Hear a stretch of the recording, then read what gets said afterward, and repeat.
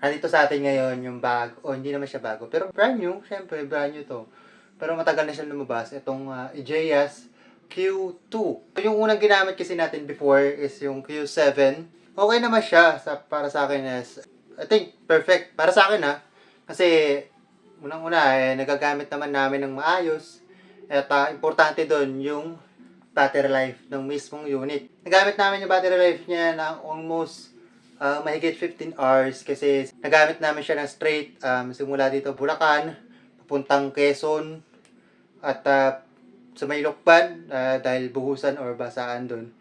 So, walang tanggalan ng helmet. So, still communicating hanggang sa pauwi na umikot pa kami ng kung saan pa dun sa pinaka Quezon province. Hanggang sa pauwi, nagamit pa rin namin at yun, matagal yung battery life niya. Mag-unbox lang muna tayo ng itong isang unit. Actually, dalawa to. Ayan. So, syempre, para sa akin tsaka kay OBR. Shoutout sa Ejea. So, baka naman, habang nag-unbox tayo, sasabihin ko rin yung ilang specs niya. Tapos, kung bakit ito yung kinuha natin. Alright, let's start with the brand itself. Syempre, Ejea's of China.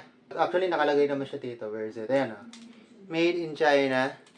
Ngayon naman halos lahat naman. TV, cellphone, halos puro China na rin naman. Pero, again, number one kasi ang China sa may mga pinakamurang labor ng tao. Kaya, usually, ibang manufacturer, doon talaga ginagawa. Or doon talaga nagpapagawa. Kasi, syempre, yun nga, mura yung bayad sa mga tao doon. Let's unbox this. So, ayan. So, unang-una, medyo may mga tupi-tupi tayo rito. Siyempre, ang unang makikita natin dito is yung kanyang user manual. Na wala naman nagbabasa. Okay. Next naman dito is, dito lang nakalagay yung iba't ibang unit yata nila. Ayan, may Q2, Q7. Q7 yung huling ginamit natin. Yung V4 Plus. Ito yung medyo lumang model nila. V6 Pro, V7, E1 Plus, MS8, Q4, bago yung Q4, tsaka yung bago nila ngayon, yung may camera na Q40. Kung napapansin nyo, may Q2, Q7, meron pa Q8 pero wala dito. Yeah, may nakita akong Q8 online. Q2, ibig sabihin, dalawang connection, o dalawang rider pwedeng makonect. Q7, 7 riders pwedeng makonect. So, yung mga ganun, basic lang naman siya. Q7, yung dati natin gamit, ano siya, parang salitan lang. Hindi siya sabay-sabay na 7. Kumbaga, dalawa muna, tapos i-disconnect mo isa, papalit yung isa, salitan lang. And ito na yung pinaka-unit mismo. Ayan, kunin natin. Ito, halos kamukha lang din naman ng Q7. Pero, syempre, ang kaibahan niya, wala siyang button. Dito, button. Kasi pindutan. Dito, walang up and down. Meron lang siyang minus and plus. And yung gitna, syempre. Bukod doon, ito palang likod. Ayan. Meron sa baba, ito yung sa 3.5mm jack. Syempre, para sa mic. And then, meron dito para sa charger niya na Type-C. Yes, Type-C. Kasi syempre, mas maganda Type-C. Musa, kahit niya si iPhone, nag-Type-C na Yung sa may ibabaw niya is yung kanyang antenna. Yeah, very, very rare kung magamit yung antenna niya dahil pagka intercom naman siya, use as intercom, hindi mo siya kailangan. Sa likod, syempre, dito mo i-mount pinaka-mounting niya. So, sa may helmet, dun mo susuksok. May ilaw dito. So, ito yung ilaw na nag-i-indicate na connected ka o hindi. So, tabi na natin to. So, sumunod dito is syempre yung kanyang, ayan, yung mga pads, yung microphone, yung kanyang first, ito yung kanyang, ayan. Here, ayan, ang ganda ng kanyang sa yung speaker, syempre, dalawa. Microphone, and USB-C. Syempre, dahil C-type yung ating unit, Then, yung mounting niya, merong dalawang klase to. Ito yung isa na dinidikit, adhesive. Yung adhesive niya, ito napansin ko lang ngayon lang naman. Adhesive niya, actually adhesive na pang indoor to So, hindi ito sobrang makapit. Siguro kung gagamitin to, 2 days para bago mo gamitin, para assure talaga na dikit-dikit to. Yung pang outdoor kasi, yung kulay pula, yung pinaka dito, yung napipil na plastic dito, kulay pula siya dapat. Yun yung pang outdoor. At John, 24 hours lang, pwede na siyang gamitin as is na matibay.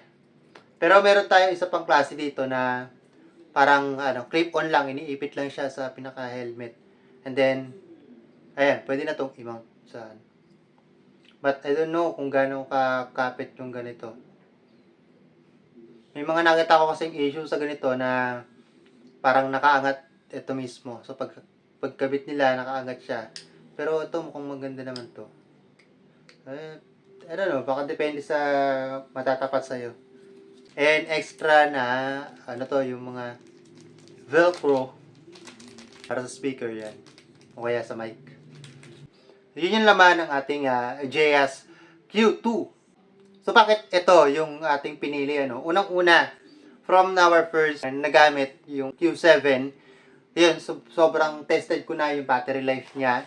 Kung di ako nagkakamali, meron siyang 900 milliamperes. Ito, lalabas ko na dito. Ito yan. Yan.